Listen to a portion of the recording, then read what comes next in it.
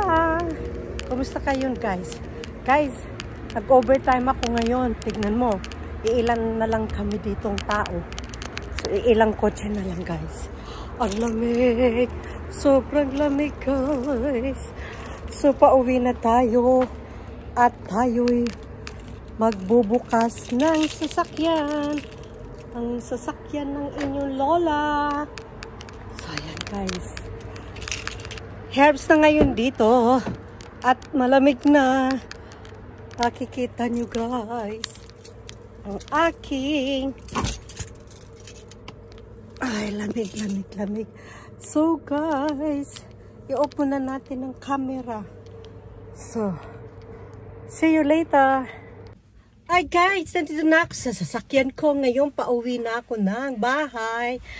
At tayo magbibideo. Excited na ang inyong Bebe Love. Pauwi ng Pilipinas soon.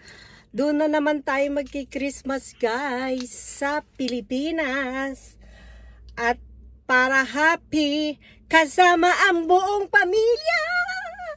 So guys, start na tayo mag-drive. Today is weekend, Friday.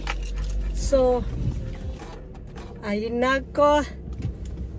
Magda-drive na tayo.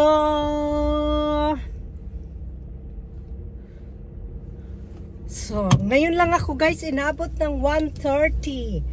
Dito, Friday, actually umuwi ako ng 12 o'clock. Kaya lang overtime, additional money for the Philippines. So, ang weather ngayon dito ay medyo makulimlim, malamig. Yan. So, update tayo ngayon guys. So, ngayon, alam nyo, kwentuhan muna tayo, may nagdadrive ako. Kasi, ang dami ng sakuna dyan sa Pilipinas, diba? At, kita nyo, alam nyo guys, sa nangyayari sa Pilipinas ngayon, ang dami-dami sakuna, lindol, baha, another lindol na naman, tapos bagyo. Ayan. Alam nyo, nagpaparamdam na si God na ang tao ay mga makasalanan na.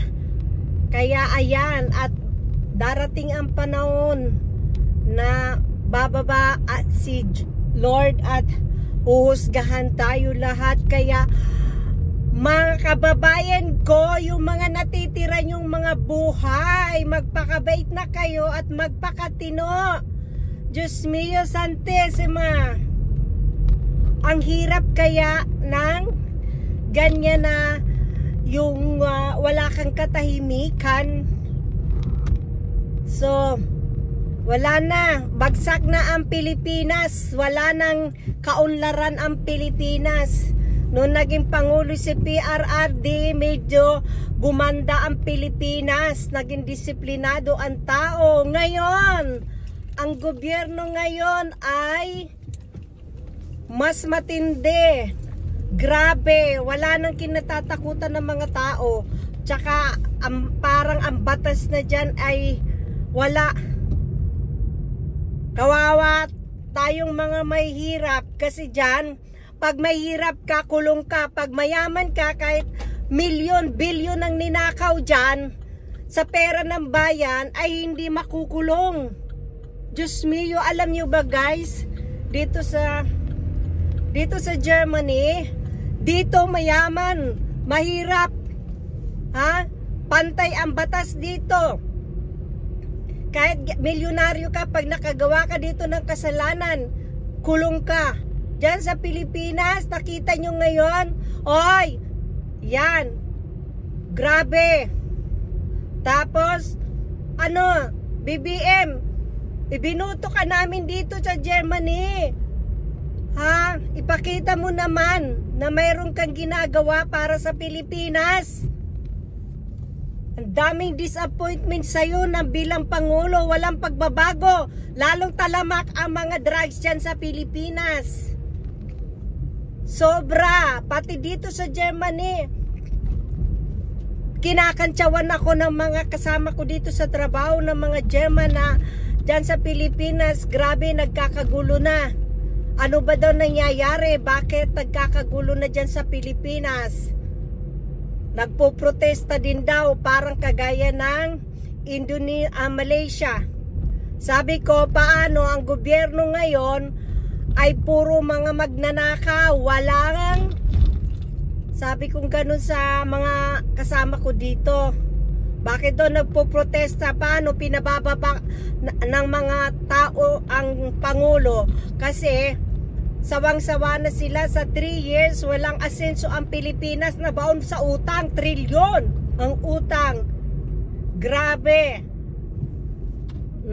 Kaya ayan, nagpo-protesta ang mga tao.